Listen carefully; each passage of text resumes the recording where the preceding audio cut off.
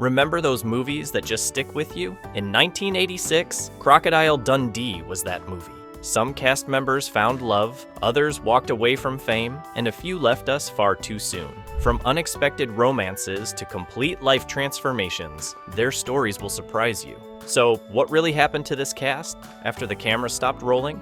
Linda Kozlowski's journey is like something out of a movie. In 1986, the 28-year-old Broadway actress landed the role of Sue Charlton, a spirited reporter who falls for a charming bushman. Little did she know this role would completely change her life. Her chemistry with Paul Hogan wasn't just excellent acting, it was real life unfolding before our eyes. Linda's performance was so good that she got a Golden Globe nomination, and even better, it resulted in a fascinating love story.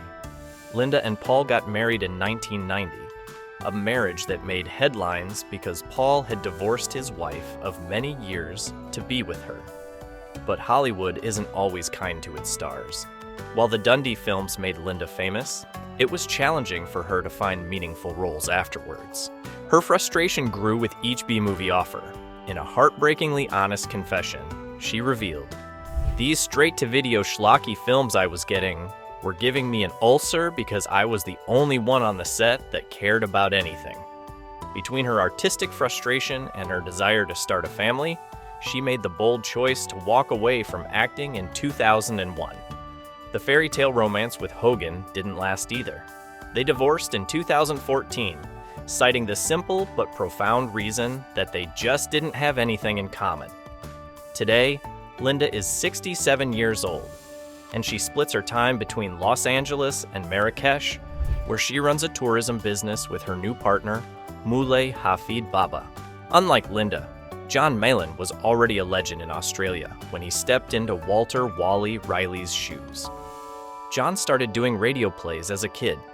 He toured with Shakespeare companies and received an OBE from the Queen in 1979. In his role as Wally, he wasn't just Mick's sidekick. He was the heart of Crocodile Dundee as he brought warmth and authenticity to every scene. His last role was in Crocodile Dundee 2 in 1988, and tragically, he was found dead at his New South Wales home the following year. He succumbed to cirrhosis at the age of 55. His wife, Bunny, and 2 children remember a man who brought joy to millions. The locals at the Oaks Pub in Neutral Bay loved him so much they named their bar after him, the John Milan O.B.E. Bar. The bar still bears his name today. John might have given Crocodile Dundee its heart, but Paul Hogan was its soul, propelling the film to global fame. Paul's story reads like an Australian fairy tale with a bittersweet twist. Before he was Mick Dundee, he was entertaining folks as a tap-dancing knife thrower on New Faces. Talk about versatility.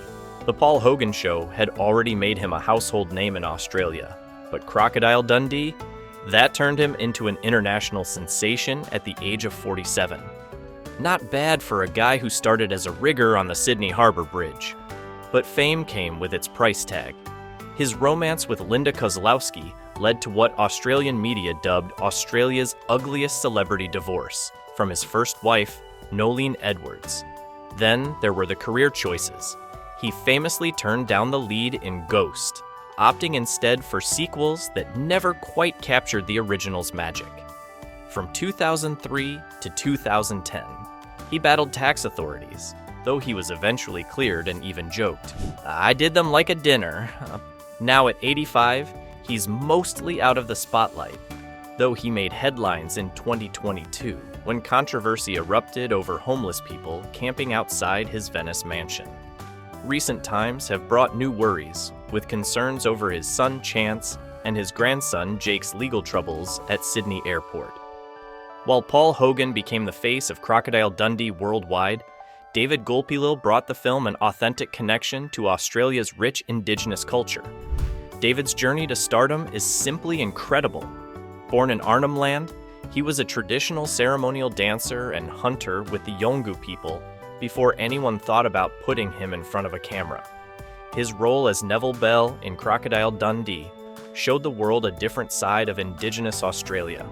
But it was just the beginning for this remarkable talent.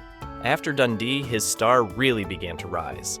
He earned nominations left and right for Rabbit Proof Fence, then wowed critics in The Tracker and The Proposition. In 2014, he won the Best Actor award at Cannes for Charlie's Country. But behind the accolades, David fought personal battles. In 2006, he made headlines for brandishing a machete during an argument. He was later cleared when the court recognized it as a cultural tool.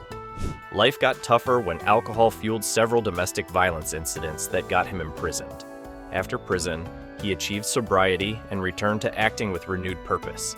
In 2017, Gulpilil was diagnosed with lung cancer, which he fought bravely until 2021 when he passed away.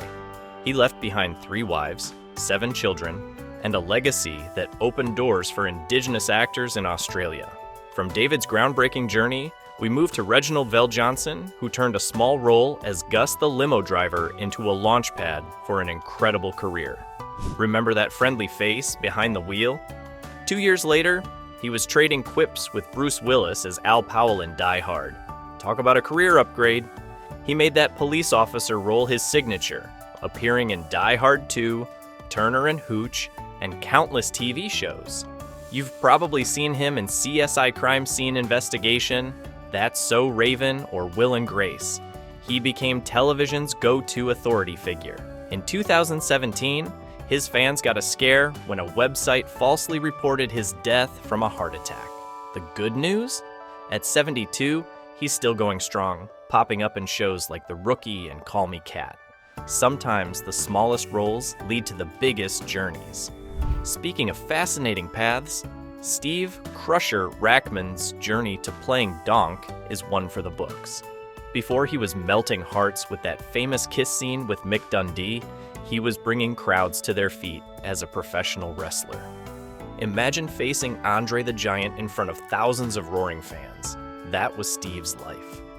The nickname Crusher wasn't just for show. He appeared in all 3 Crocodile Dundee films, making Donk a fan favorite. But instead of chasing more acting roles, he made a brilliant business move. He channeled his fitness expertise into opening several successful gyms across Australia. By 2010, he'd built such a successful fitness empire that he could sell it all and retire comfortably. Today, he enjoys a quiet life far from both the wrestling ring and movie cameras. I know most of you are already wondering what happened to Mark Blum, who played Sue's city slicker boyfriend, Richard Mason. Who could forget those scenes where he tried to compete with Mick Dundee's outback charm? After Crocodile Dundee, Mark's career flourished in ways that showed his incredible range. He appeared in many TV series, from The Sopranos to The West Wing, where he brought depth to every role he touched. Mark worked on both dramatic and comedic shows on Broadway. In his later years, he delighted audiences as Uncle Bob in Amazon's Mozart in the Jungle.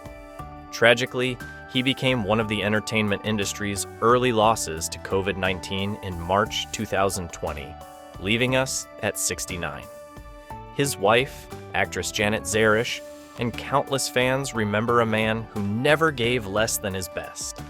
Finally, we've got Michael Lombard, who might have had a smaller role as Sue's father, Sam Charlton, but his career was anything but small.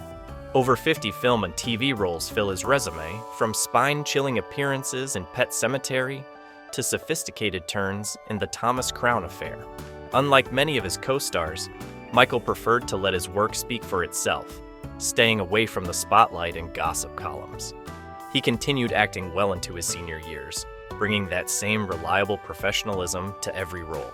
Marshall in Filthy Rich became another memorable character in his long list of achievements.